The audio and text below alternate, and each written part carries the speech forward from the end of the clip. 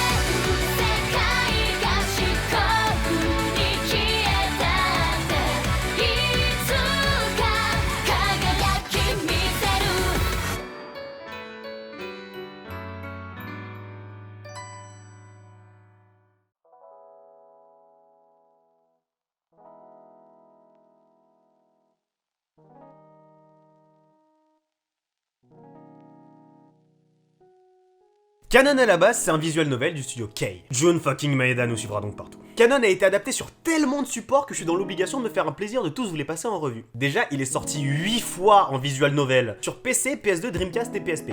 Nintendo, on attend l'adaptation sur Switch là. Puis il a été adapté en drama japonais, 2 fois en light novel de 5 et 6 volumes, 2 séries de mangas sont également sorties, dont une qui a un nom beaucoup trop long, toutes les deux en 2 volumes. Puis il a été adapté en animé. 2 fois. Je m'en doutais pas, mais alors pas du tout. Non mais waouh, je suis sidéré par cette nouvelle. Première adaptation en animé en 2002 par la Toei en 12 épisodes. Ok, alors là faut qu'on parle. La Toei, ils ont adapté des vrais classiques. Ils ont fait One Piece, Senseiya, Sailor Moon, Slam Dunk, Yu-Gi-Oh, Digimon, DBZ et à côté ils font Kanon. Kanon, le pari du visage. À quel moment vous avez dit que c'était une bonne idée? La deuxième adaptation, fort heureusement, a été réalisée par le studio Kyoto Animation en 2006 et compte 24 épisodes. Comment ils ont fait pour passer de 12 à 24 épisodes comme ça? Simple, ils ont compris qu'on doit connaître l'entièreté du 9 pour pouvoir l'adapter. Kanon Kizako. Dans cet animé, nous avons affaire à un certain Yuichi Aizawa. En apparence, on a affaire à un lycéen des plus banals. Sauf que top! Je suis un personnage masculin, tout droit sorti d'un harem quelconque qui débarque dans une ville où il n'a pas été depuis plus de 7 ans et la majorité des gens se souviennent de lui. Je suis... complètement stupide. Amnésique. Complètement stupide, c'est un autre de ses traits de caractère. Vous permettez qu'on fasse vite fait le tour des œuvres de Kei et du patron en général? Ok, dans l'ordre des Anime Time, on a un type mort et amnésique. Et on peut s'arrêter là en fait. On ne va pas aller jusqu'à dire qu'il y a un flagrant manque d'aspiration, mais reprenez ma phrase depuis le début et retirez le on ne va pas dire, et vous aurez ce que je pense vraiment. Néanmoins, particularité de cette histoire, ici les gens se souviennent de Yuichi. Enfin, les personnages féminins qui ont été impliqués dans sa vie, à savoir sa tante Akiko Minase et sa cousine Nayuki Minase. Mais regardez qui voilà, ne serait pas le sosie version canon de Victim Man de Clannad? Ça devrait vous faire plaisir, je pense, de voir que certains éléments de l'animé le plus triste du monde, Emoji qui pleure, ont été repris de canon. Vous pouvez chercher dans les œuvres de Kei et de Jun Maeda, vous trouverez toujours ce genre de similitudes. Et je vais pas passer 4 heures à toutes vous les exposer. En fait, sur le papier, Kanon est au même niveau que toutes les œuvres de Kei.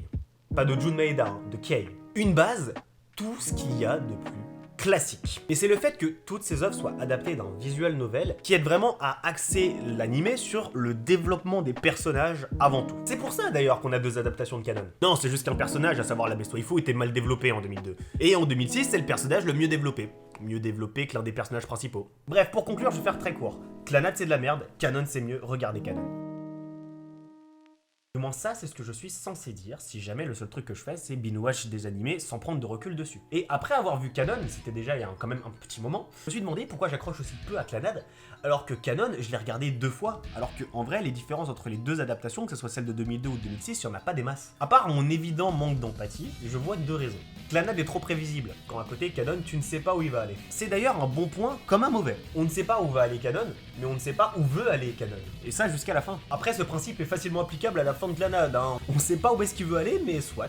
Ces 2 œuvres ont à peu de choses près la même base. Et pour vérifier ça, il suffit de voir si intervertir certains personnages, nonobstant leur ressemblance physique, aurait vraiment l'air de déranger. Vous voyez ce que je veux dire? Même si dans leur développement, les deux prennent 2 chemins complètement différents, le premier facteur qui va vous faire apprécier l'une de ces œuvres plus que l'autre, ou même les deux, c'est si vous appréciez ou si vous vous identifiez à un ou plusieurs personnages. Pour Clannad, ça n'était pas mon cas. Il y a 2-3 personnages que j'aime bien à tout casser. Et ça a eu pour conséquence de vraiment me détacher de l'œuvre, ce qui fait que j'ai passé mon temps à rigoler, là où il aurait peut-être pas fallu rigoler. Du côté de Kanon, c'est complètement l'inverse. Je suis attaché à pas mal de personnages de Kanon. Et pendant le visionnage, du coup, que ce soit de la version de 2002 ou 2006, j'étais dedans. En définitive, Clannad est une bonne œuvre, au même titre que Kanon avec ses qualités et ses défauts. En termes de développement d'histoire et de personnages, je préfère largement mieux Kanon et je vous recommande bien plus Kanon que Clannad. Voilà, c'est tout pour ce 115e épisode d'Anime Time, j'espère qu'il t'a plu. Si tu as apprécié cette vidéo, n'oublie pas de la liker, de la partager et de t'abonner. Tu peux également me suivre sur les réseaux sociaux, les liens sont dans la description. On se retrouve très bientôt pour le 116e épisode d'Anime Time. Ciao.